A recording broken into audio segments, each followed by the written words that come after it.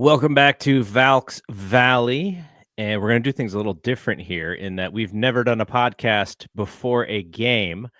The Valkyries are about to play the Indiana Fever here in a couple of hours, so because we also have an audio feed, we don't just have a live feed, we're not going to talk about that game because by the time most people listen to the audio feed of this, actually, by the time everyone does, the game will be over, so there's no reason to preview it. There's no reason to even guess about what's going to happen. So we will talk about Caitlin Clark in a little bit here, but we will not preview Valkyries and Fever. Are you going to the game? I'm not. I've been periodically checking what the cheapest ticket is looking like, and I'll do it live right now on the podcast. It'll take me 1 second. $88 to get to the building. Okay, so it is There's actually seat in the house. It's gotten better because when I checked, it was like 100. But I was actually looking for 2 tickets, so I wasn't looking for one. Okay, so next week, you want to know how much it is to get into our game on Sunday? I think it's like $26 or something like that. $24 to get into our game on Sunday. Yeah, that's gonna be pretty good. We are going on Sunday, and we'll probably have some shorts up on the YouTube page if you are a subscriber to the BSPN Media YouTube page.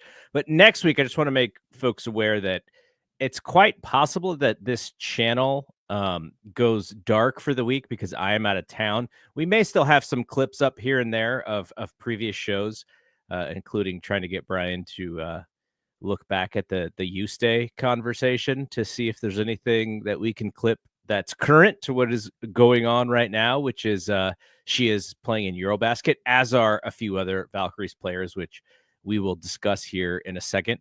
But so I will be out of town. I'm just not going to do any shows. So there won't be a Thompson to Clark either next week. Brad and I were just at a couple of ball games, so we'll have a lot of stuff to talk about, but it will be a week from this upcoming Monday that we'll have another show, and we'll get Bri. We'll do something with Brian when I come back as well about the Valkyries, because there's just a lot of stuff to talk about. It looks like his side of things went down. We'll wait a couple seconds for him to come back. And I'll get to a couple of other notes that we'll talk about here.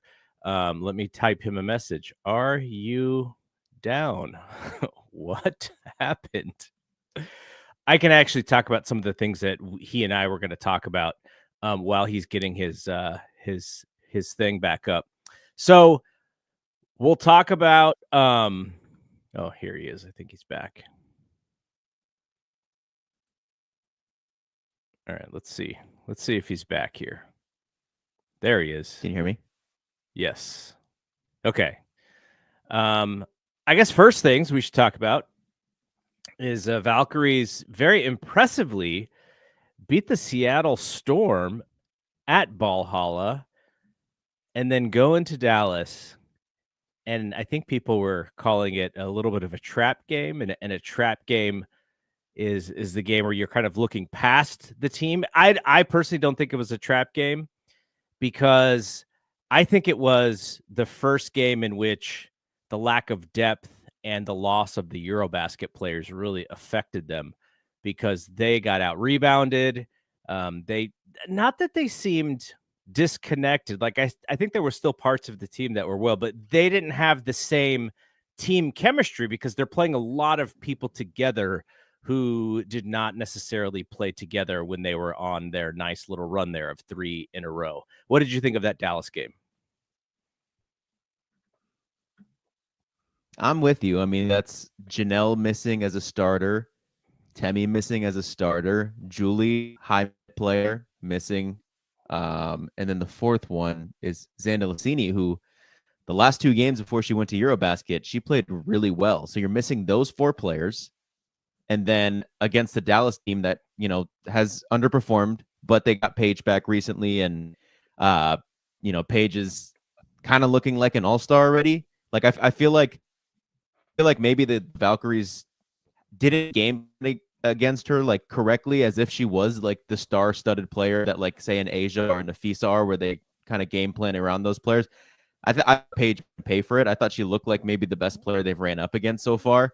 At least in their first couple quarters. I think Enrique kind of took over in the fourth. You know, you miss all those players, and then I feel like the rebounds was a key there. Monique having to start at the 5. I think they were rebounded 39-28, and it felt like it on the offensive side, especially that they just kept getting out rebounded. So, I mean, I think two things could be true at once. I think the Valkyries are missing players, and I think Dallas maybe is starting to hit a track where they're starting to play better potentially. But yeah.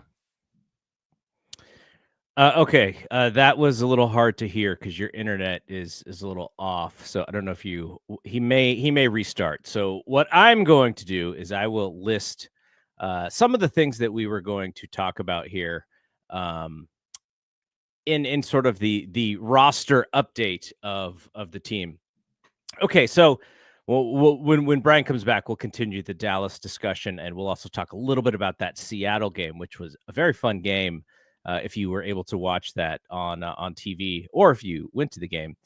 But so, as we've been talking about the Eurobasket roster situation, they have a handful of their players. We've mentioned Julie Van Loo, Cecilia Zandalazini,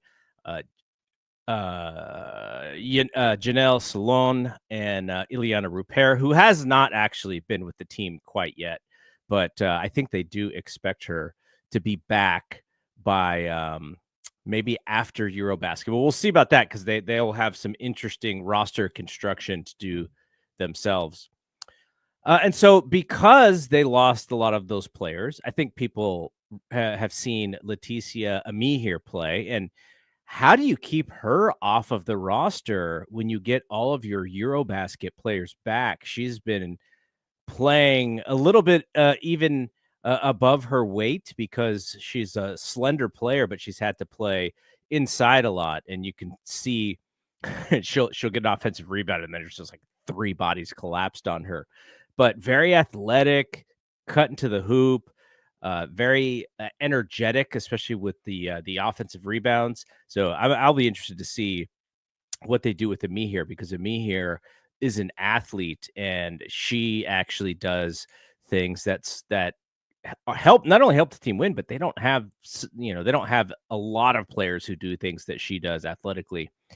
So also, the Valkyries re-signed Chloe Bibby, who was on the preseason roster, as well as Bay Area favorite Caitlin Chen. So Caitlin Chen was playing in a 3-on-3 league, and I think the idea was that league was going to start up fairly soon, and I think the presumption was that made it unable for her to come back, but she is now back. So I think, even if she does not have a spot on this Valkyrie team in the near future after Eurobasket is over, just the fact that she's getting reps with a WNBA team is probably very helpful, just so that she gets in that ecosystem of players who can get signed to hardship deals. And I know her college coach, Gino Oriema, was really championing her to be on a roster at some point. So good luck to Caitlin. I don't know how much she's going to play, because they have a lot of guards who do things that she does and a little bit better than her at this point. But if somebody like Carla Late, who's a little banged up because she keeps taking these hard falls in these games, the WNBA is physical. We'll talk about that when Brian restarts his computer, because there was a Caitlin Clark and Marina Mabry and skirmish, and I don't think that WNBA officials necessarily handled that correctly, but the game is physical, and you see that. I think I saw a quote from Janelle Salon saying that she didn't realize that the WNBA was going to be as physical as it was, and it kind of set her, after like a few games, she thinks that she hit a wall just because of the physicality. And so I think she pushed through that wall because she played excellently before she left to go to Eurobasket. So those players have been added, and they also signed guard from, I believe she played on South Carolina's team, Bree Hall, who was the 20th pick in this year's draft by the Indiana Fever, played with the Fever during the preseason, but was cut by the Fever. And so she's got some experience guarding Caitlin Clark. I don't know if Bree Hall is necessarily going to get on the court. As we said, the Valkyries play the Fever later today of this recording. But somebody who's athletic, who's young, and who they added as the 12th player so that they have all 12 players on their roster now. And then something that we haven't talked about quite yet, which is Tip Hayes, who was, probably their most well-known player during the draft, the expansion draft. In WNBA circles, I think Kate Martin is probably the most famous person just because of social media and being on the same team as Caitlin. But Tip Hayes was theoretically coming into the season, maybe the best player that they picked up, though, as if you've been watching Kayla Thornton, I think Kayla Thornton has very much probably taken that reign over. But Tip Hayes is back. She had the problem with she got hit in the face, I think it's maybe even the second game of the season, and then came back and then like right away got hit again. And so she had been out. And so it was really good to see her back in the Dallas game. I think they missed a lot of her ability to get to the basket. She played okay. I think it's, there's a little bit of rust getting back on the court. So it's good to see her back as well. And then, yeah, so that's where the roster sits right now. And I guess we should probably talk about Eurobasket. I know Brian will probably want to talk about this when his computer is back up and running. But so for Eurobasket, Cecilia Zandalazzini had 20 points and 11 rebounds in her Italy win over Serbia. And then Eustace, who Brian interviewed on this very show, on show number 1, actually, Eustace had 17 points and 6 assists, and she was the game that we were actually trying to watch. Now, I thought, and maybe this is just my own naivete about how FIBA basketball works, I was like, okay, gonna log in to the FIBA YouTube channel, gonna be able to watch all these games. Eustace playing, want to see Eustace play. And all I could find was scores, essentially. So I could only find I couldn't actually find. Oh, Brian is back. All right, I went through all of the roster changes that they made, so we don't have to talk about that. But I am talking now about Eustace and her team, Lithuania beating Slovenia in the day 1 of Eurobasket. Now, you got to watch some of this game? I've watched. They played back to back. They played today as well. I've watched both games so far. They won both games. And how did Eustace look? Awesome. Player of the game for the first game. I don't know who got player of the game for the second game, but just playing at her own speed, just continuing, like just making the right play every single time. To start the game, I think she had like 7 points in 2 minutes, and it was just first bucket of the game, midi pull up, second bucket they left her open from 3, cash, third one I think was another midi, and then they started to actually like kind of guard her, like expect like putting a different, like, I don't know, blitzing the action. So a screener would come, she'd come around the screen, they'd send both of them at her, so she'd have to make the quick read and pass it to the roller. And that kind of like, although that was the right play every time, it kind of took her out of a lot of the just being able to make a play outside of that very first entry pass. So I think what they did towards the end of the first game was instead of having her off the ball as the ball gets brought up the court, she's the one bringing up the ball, which I guess in turn was able for her to like, instead of, passing at the top of the key, she would take it off the dribble and go for a layup or something. Like there was just some type of change that I think she recognized as well. That, I mean, she was just awesome. Just like she's the only one on that team that you kind of feel comfortable with the ball in her hands in terms of a ball handler. Like, they have point guards and it's just different when it's the best player bringing up the ball. But she was awesome. Like I think all the Valkyries are kind of the best players in the tournament right now, except for a few, right? Like Janelle's one of the best, Yuste is one of the best, Santa Lucini is one of the best. Van Loo is up there as well. Like, when the Valkyries invested in those international players, they really got some good ones, and it's kind of showing out right now in Eurobasket. But man, yeah, I think Yuste looks really good. And the thing is you want to see them do well, but the better they do, the longer they're going to be away from the team. Yes. Temi, Great Britain, I think got their butts whooped by Spain this morning. So I think there's the qualifying round, kind of like how the Olympics worked, I want to say. Like you're in your little pool at first, and then you kind of go to the knockout round. Yeah, it looks like so Italy, France, and Lithuania have all made it into the quarterfinals. Yes, they've qualified. I think Great Britain lost against Spain by a good chunk. They look like they might lose 2, and Temi might be back next week. That would be good for the Valkyries because they've desperately missed her in the Dallas Agreed. game. She would have got a lot of those rebounds that were coming off and they were not able to get.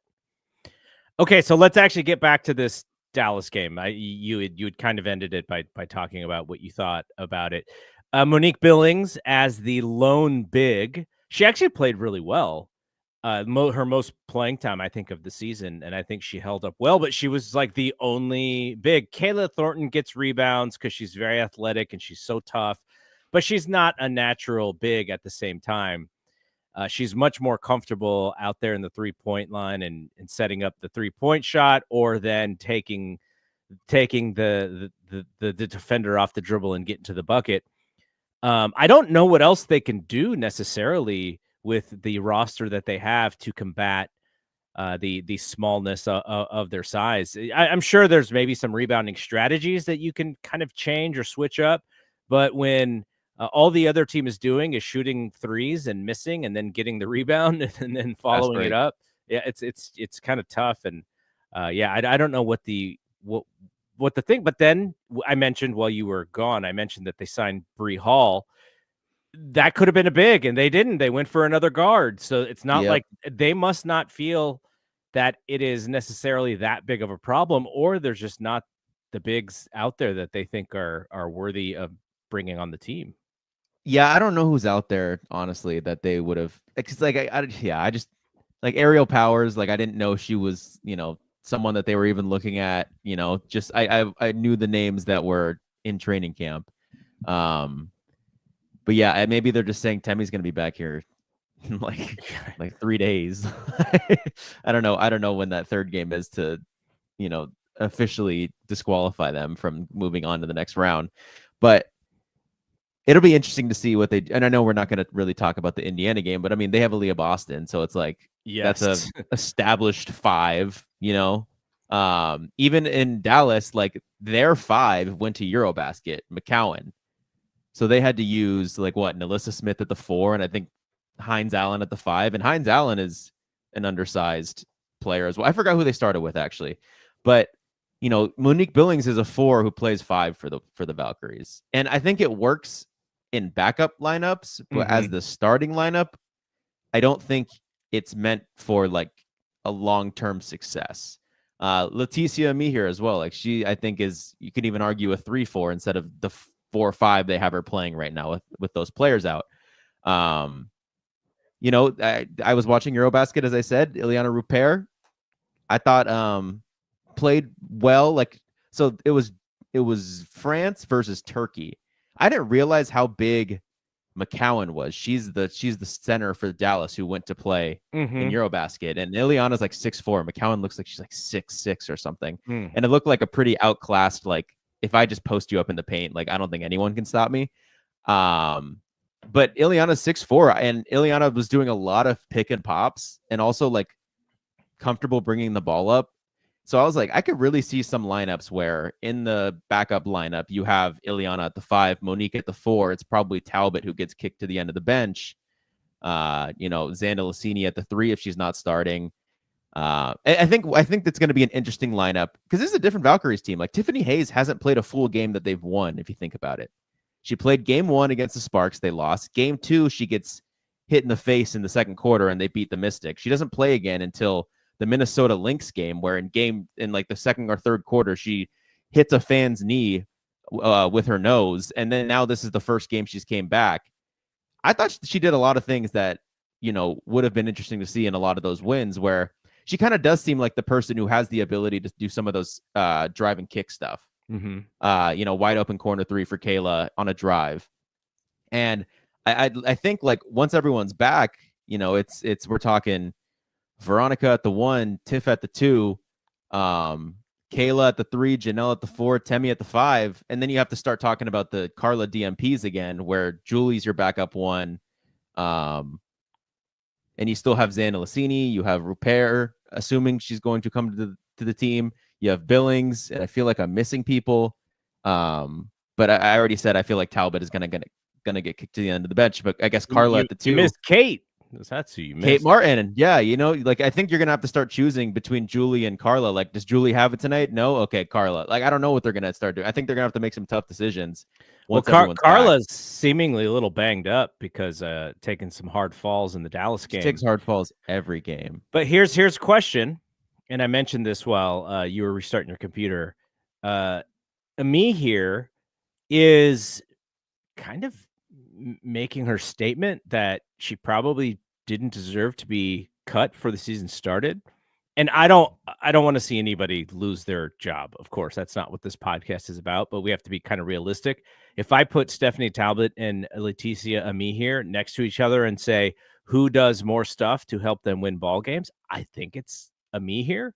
Stephanie Talbot has not steadily hit the outside shot, which is, I think, kind of what I was a little bit more hopeful for. And she's active. She's constantly, you see her trying to get out to shooters. I don't think she's a bad player in any way. I actually like it when she's on the court because she's so energetic. But I mean, put those two players back to back. Who do you want on your team? You want Ami here, but I did bring this up in Reddit because I think I said I started to be a little like viewer on Reddit, and sometimes I'll drop a comment. But someone had mentioned that Stephanie Talbot is one of, the small amount of players on this roster with a protected contract. So if they were to like waive that, like that hits the books. It's guaranteed money. And the thing that I didn't really like go too far into thinking about that because I just was like, okay, I guess it's not going to happen then. But, the Valkyries seems like they didn't use any hardship contracts based on they were able to fill out the roster to 12 again because they're so far under the cap. So that's what I'm thinking. Like, I wonder if you still could just waive Talbot, eat the. I mean, Joey Lacob, man, you guys, or $100,000 or whatever it is. There might be a team that is needing of veteran bodies, and they could possibly trade her for, I don't know what you would trade her for, like some future pick or something. But we're gonna have to see how that. I'm interested to see how that plays out because I think trading her. I've mentioned it on this podcast. I think that would be the right move, but I know with there being a hard cap, like it just makes things difficult in that way. Can you trade her just for money? Like, is that something you can do? I don't know how it really works. And so I'm interested to see how that plays out. But I'm with you. I mean, Leticia looks like she kind of fits. Steph Talbot, in theory, fits this team. But I think Ami here is kind of doing a little bit more of that, like, dive on the floor, hustle player. I am trying to fight for every single minute I get. So I'm going to do everything that the Warriors want Jonathan Kuminga to do that he's not doing. So I'm with you, especially at the back of the bench. Okay, here's I guess we should mention also that Kayla Thornton was the Western Conference Player of the Week last week. That's awesome. I forget how many double doubles she's had in a row, but she's also the only one who's consistently hitting their three now. And I Wow. remember going back to the beginning of the season when she was really struggling. And I was like, you know what? I kind of like her shooting them because it looks like she's so confident that they're going to go in. And they started to go in last year and they're starting to go in now. So good for her. She's stuck with it. She's very confident. She's got that swagger to her. And, I think the players kind of, they dig that part of her game and they kind of surround her, that gives them the confidence as well. All right, so we're going to debut a brand new segment on this show, and the idea behind this segment is just to take a short conversation and clip it to some of our socials. If you are following us on YouTube, you will know that we have some shorts going up. We put one up, I think it was late last week or earlier this week. And that's the idea here. We want to have like a short 1 or 2 minute conversation that we can put up. And we also are putting them up on the BSPN Media Instagram page.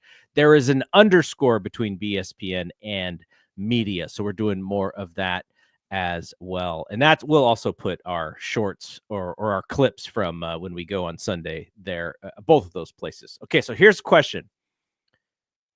Now, we know that the WNBA All-Star Game, I don't think you have to have a player from every team. I know that's how baseball does it.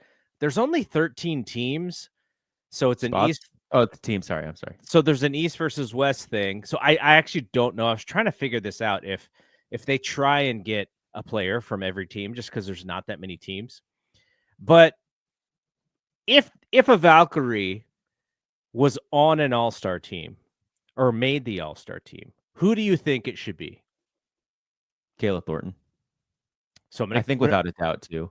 I'm going to back up your comment here. Kayla Thornton currently 14.6 points a game, 7.2 rebounds per game, assist 1.8 steals, and yeah. So her numbers are going to keep going up, and I think the All-Star game is in like 3 weeks or so. So she still has some opportunity to build those numbers up. There's a sneaky sort of outside one if you needed a guard. Now, Veronica Burton's scoring numbers aren't fantastic, but she is doing very well with assists. I think she is. Let me see here. She is in the top. She's in the top 8. She's 8th in the league in assists, right behind Kelsey Plum and Paige Bueckers. And she just doesn't score as well as those two. But, she's at 11 points a game, which is nothing to sneeze at. I think those two could be the choices. Now, if Salon did not go to play Eurobasket, she could add another 5 games to her resume. She could probably get her scoring up a little bit. But, yeah, those would be the two folks. Now, I imagine we'll see some in the skills competition and such. But that would be fun. Like if there was some way to sneak a Valkyrie, somebody got hurt, whatever. Like, there's injuries that could change the roster. Because I think and now that I think about it, I think there might be only 10 players on each roster, not like the NBA where there's more. But yeah, Thornton or Burton, I think, are your two best spots. But that would be really cool just to be able to watch that All-Star game and then have your rooting interest for your player. Because that was me when I was a little kid.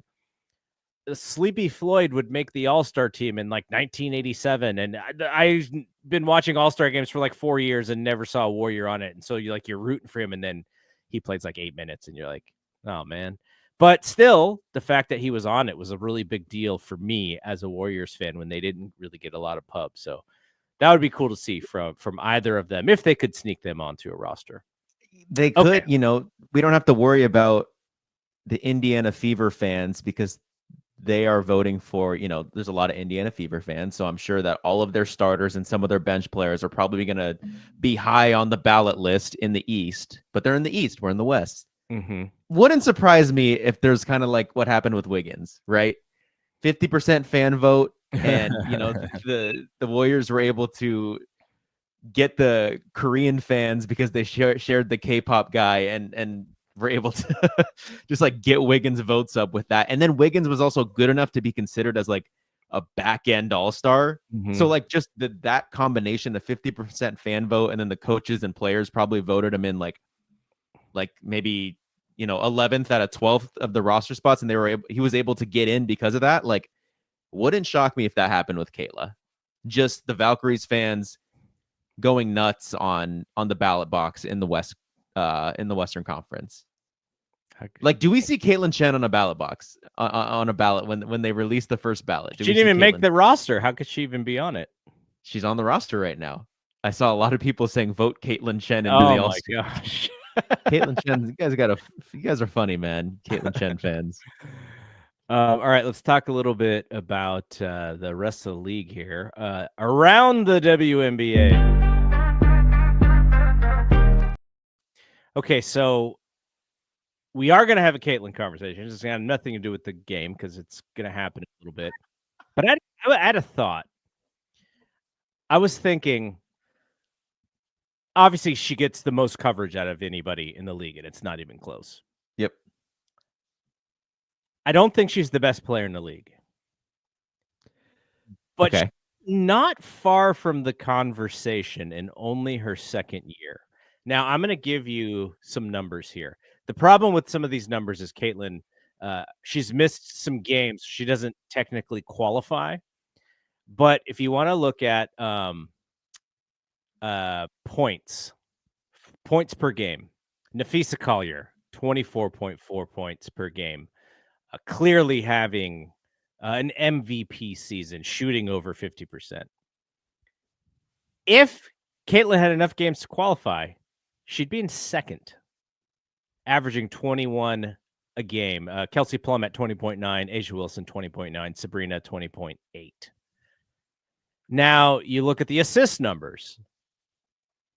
The assist numbers are, they're pretty crazy for Caitlin. She does have a lot of turnovers, which has kind of been her problem. Though I think the turnovers are down this year compared to last year by a decent amount. Last year, actually, not even much. Last year she was at 5.6 turnovers. This year she's at 5.2. But she also is averaging 8.7 assists per game, which see how do I do this? If I look at the, do I have to? Okay, whatever. I'll find the assist numbers. Like, it's only sorting by points. I know you like this stats thing for WNBA, but it's kind of hard to mess around with here. Okay, I found it. Okay, so assists per game, Caitlin would be second behind Alyssa Thomas. Actually, she is second, so they do count her assists here. So she'd be second behind Alyssa Thomas at 9.3 to Caitlin's 8.7. And, Caitlin is not the best defender. You often see her cheating and giving up open corners, but she does grab a few steals here and there. And then if you actually want to look at, I guess, do they have 3-point? I guess they don't have it separated to kind of count 3-pointers, but she's averaging 3.7 3-pointers made per game and shooting 9.2. And Ryan Howard, from what I can tell, is the only one who shoots more than her. Marina Maybury is at 8, so a little bit lower. So she's shooting them at the highest percentage for as much as she shoots as well. Okay, so I just gave you the numbers. I think you're going to say Nafisa is number 1 or number 2. I think you're going to say Asia is right there. After that conversation, where do we start adding Caitlin to best player in the WNBA? I thought she was probably going to be number 5 this year, like top 5. I think Alyssa Thomas is still better, just in terms of like impact. And then I think, you have to start tossing around, like, is it Brianna? Is it Sabrina? Is it, some of those players? And then, like Alicia Gray is having a great season. I don't know. I think she's right in there though. Like right after those four, I wouldn't have a problem with her by the end of the season claiming that fifth spot. Yeah, I think that's probably right. You know who this would be a great question for Sabrina Merchant or Ben Pickman. I wonder where they would rank her because they're watching everybody. Like they're not just watching Valkyries and then the teams playing against the Valkyries. But it's not it's not a wild thought to think that Caitlin is right there with the heavyweights in only her second season, because just look at, and we can talk about this now, they're going to be in the Commissioner's Cup final against Minnesota, and we think that Minnesota is probably the best team and New York is probably the second best team, but they beat New York, to get to the Commissioner's Cup. And like, that's a pretty big deal, beating New York like that and getting into that championship game. And she did it in only, what was it, her first game back from injury. So that, I thought that was really, that showed not only, kind of like how many points she could score, whatever, but it did show her value to the league, her value to her team, being able to do that. So yeah, I think we're well on our way. And also Commissioner's Cup, they got to be jazzed to have Caitlin and the Fever in the final game against Minnesota. Now, I kind of think that Minnesota might wax them, but it's really good for them to be in that game. But imagine if Indiana would win the Commissioner's Cup. Like, that would be kind of ridiculous. Yeah, I mean, I think what do we say? I think I said on a podcast before that last year. Okay, how does 2020? Okay, so in 2023, the Liberty won the Commissioner's Cup. They were in the finals. Mhm. First, they made it a first-time appearance in the finals since I don't know when. In 2024, the Minnesota Lynx won the Commissioner's Cup, and they made a finals appearance since the Maya Moore days. If Indiana wins the Commissioner's Cup, like they, maybe that trend continues and they are in the finals. Like I think, they're just so lucky with the how the lotto works, but just in prime position and pole position to, like, I think they did the right things this offseason where, they didn't go crazy in the offseason by any means of acquiring talent just for this one season and put the rest of their future in jeopardy. They got DeWanna Bonner, they got Sydney Colson, they got Sophie Cunningham, like just like good player, Natasha Howard, like they got good players, and Caitlin Leap, Aaliyah Leap. They figured out Lexi Hole by the end of last year was like a good person to have in their like starting five. Like, I think they're in kind of a prime position to not only make a run this year in the finals, but also have continued success because you have Aaliyah Boston and Caitlin Clark on rookie scale contracts. Rookie where deal. the rest of the league has everyone on unrestricted free agents besides, of course, like Dallas with Paige or just any good rookie still on a rookie scale contract. So you have teams like Phoenix who kind of just put everything in for 1 year to see if they can, make a run at it, and we'll see what happens in the offseason. They're a good team for sure. They are a very good team. I think Indiana, man, they're going to be good for a long time. And I know this podcast is going to come out after the game, or people are going to hear it after the game. I'm predicting the Valkyries to probably lose by a good, decent chunk, considering who we're missing and considering that Caitlin's back and going. So we should talk about the national topic, which was Caitlin having the skirmish. I guess you could say. Who's the guard that poked her in the eye? Did she get poked in the eye? I think she got poked in the eye, or at least she got scratched in the face. Is Caitlin Clark a flopper?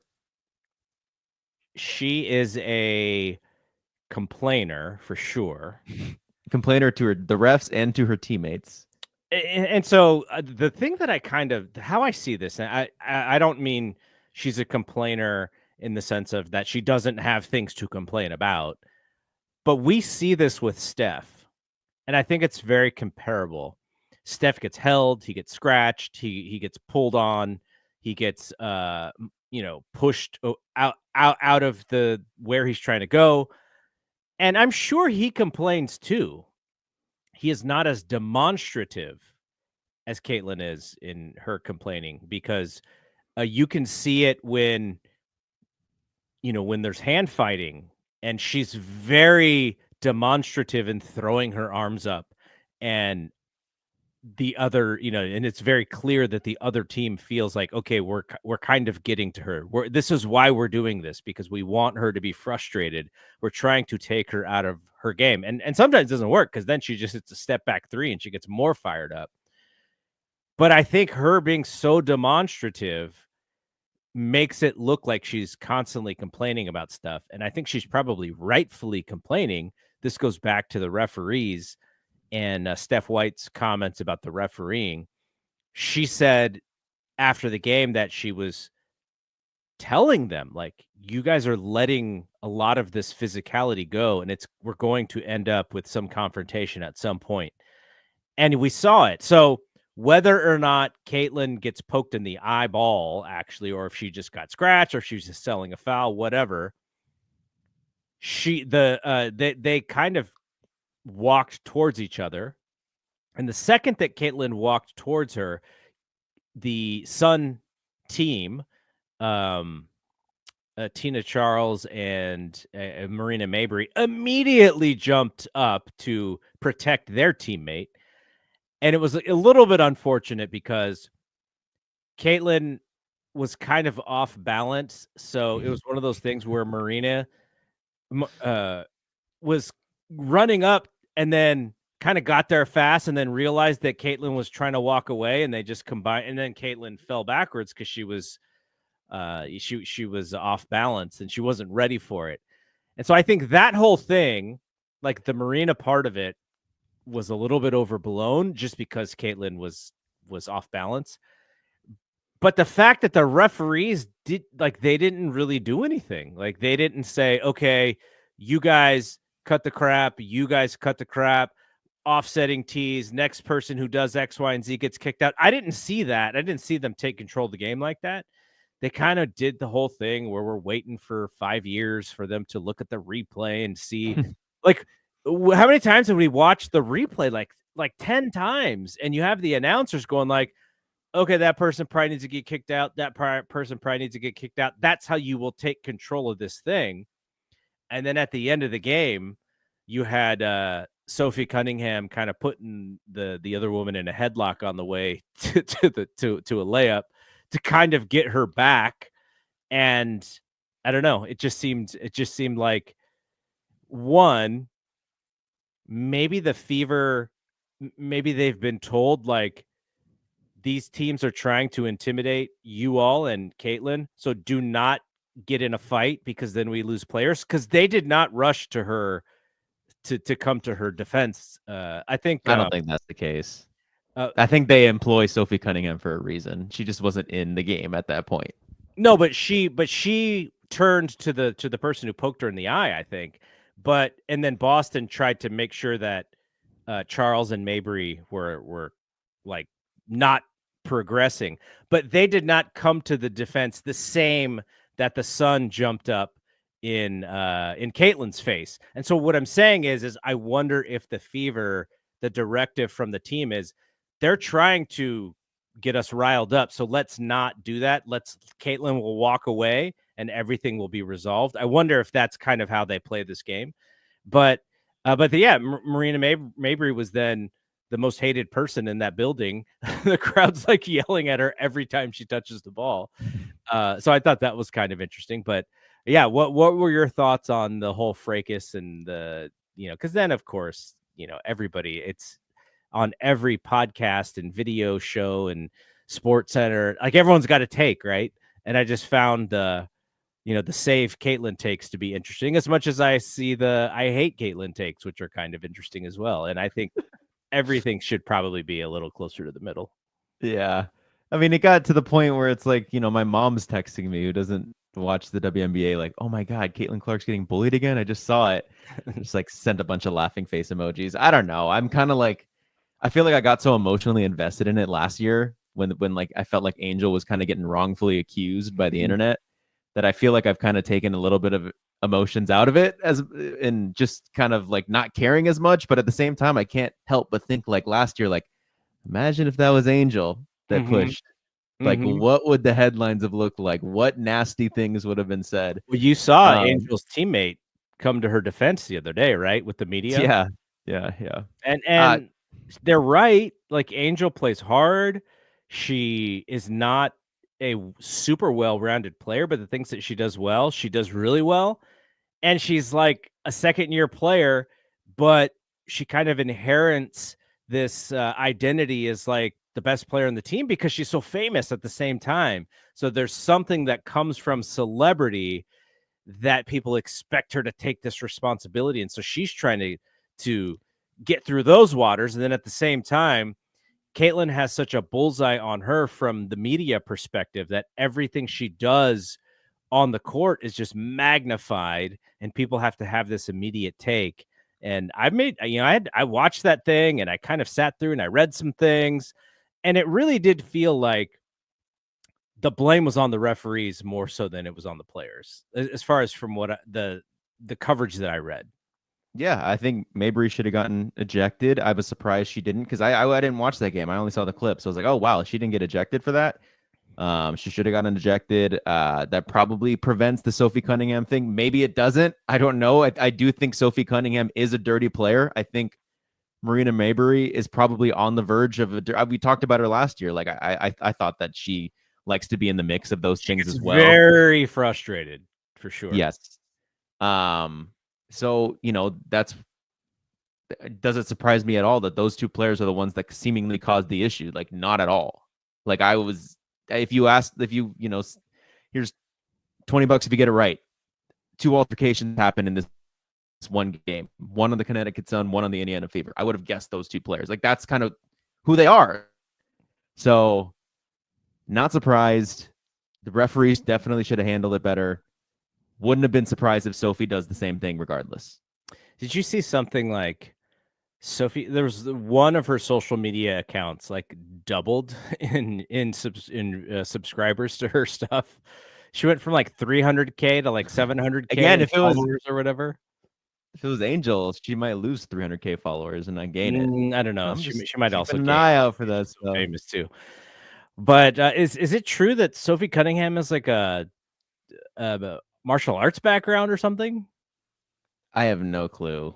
I just know that, she's always had that reputation. I know that, Natasha Cloud was on the Phoenix Mercury last year. Natasha Cloud is very outspoken, kind of like a civil rights, almost like activist within the WNBA. And she, I think I said it on this podcast too, but I don't know how familiar you were with some of these players at the time that she went on Instagram Live and kind of complained of I told her I told my teammate, I told her don't vote for Donald Trump, and she did it anyways.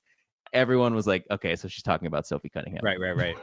Yeah. I mean, so the Wikipedia tells me that she's a black belt in Taekwondo.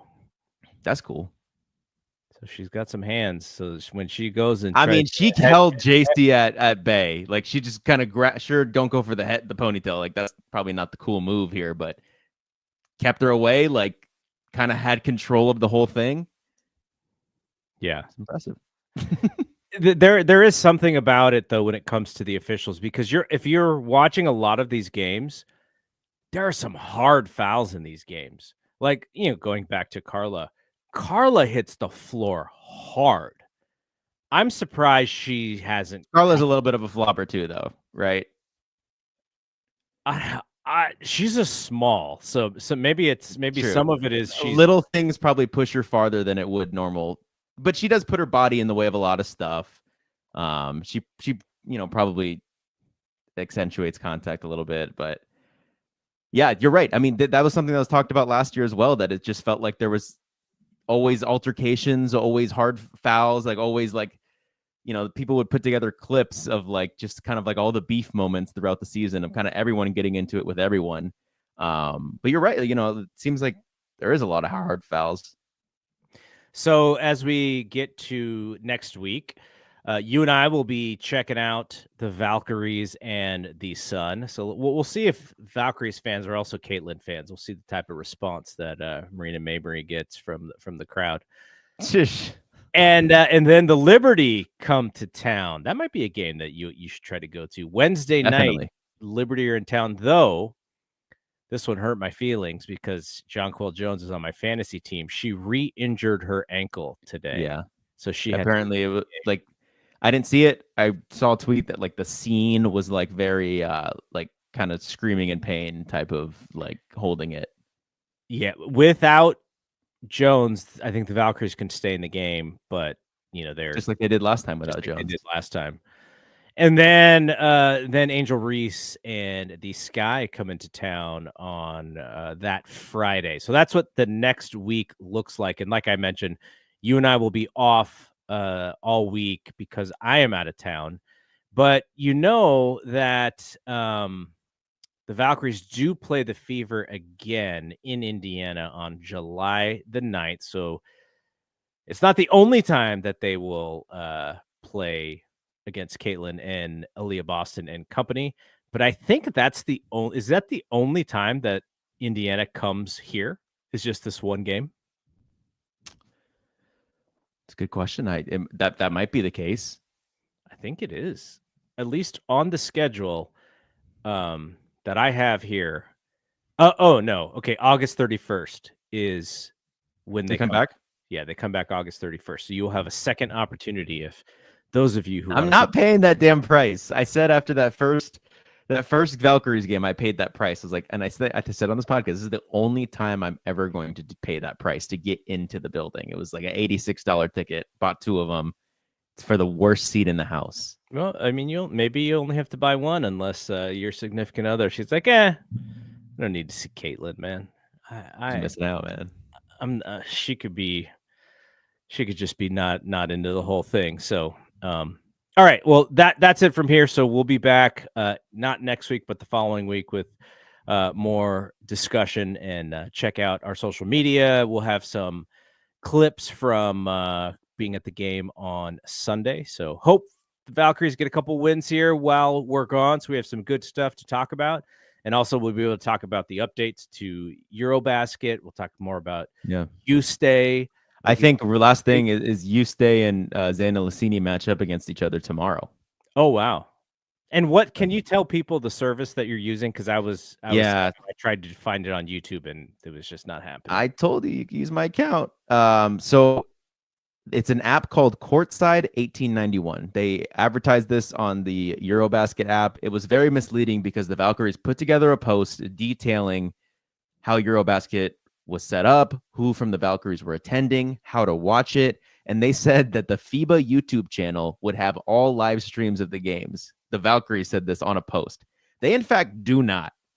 I wonder if maybe towards the knockout rounds, maybe they'll start having it on the YouTube, but they do not right now. So I was on my way to work like, no, I'm not going to. Nah, I'm not going to incriminate myself. But I was at work and I was like, oh, I might just see what the score is. And I noticed that it wasn't on the FIBA YouTube channel, so I went on the Eurobasket app, and they said you have to download this app called Courtside 1891, and you pay a $9 monthly fee, which Eurobasket's 2 months, so I only have to pay $18, and I get live streams to all the games. It's kind of frustrating that I feel like they don't have it worked out yet, where I'm paying money, so I would expect that I can drag it to the beginning. Mm-hmm. I cannot.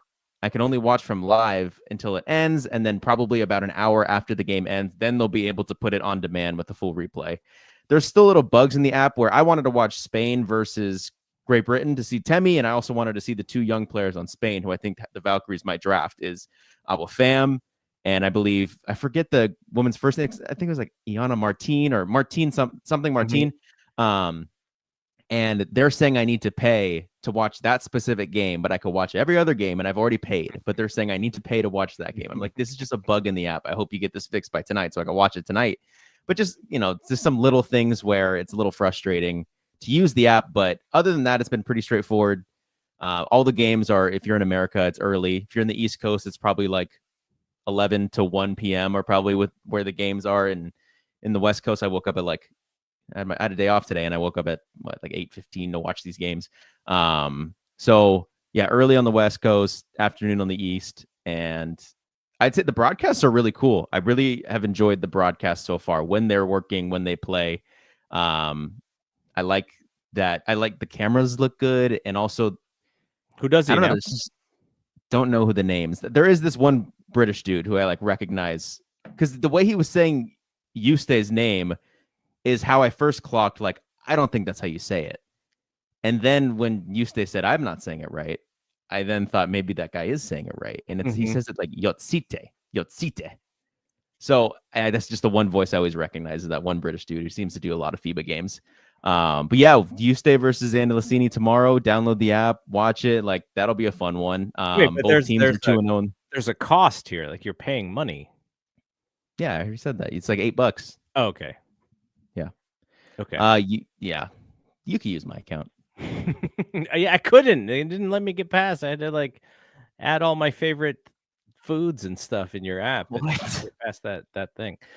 Okay, so again, that's it from here. We'll be back in a little while, week and a half or so, with another episode of Valks Valley.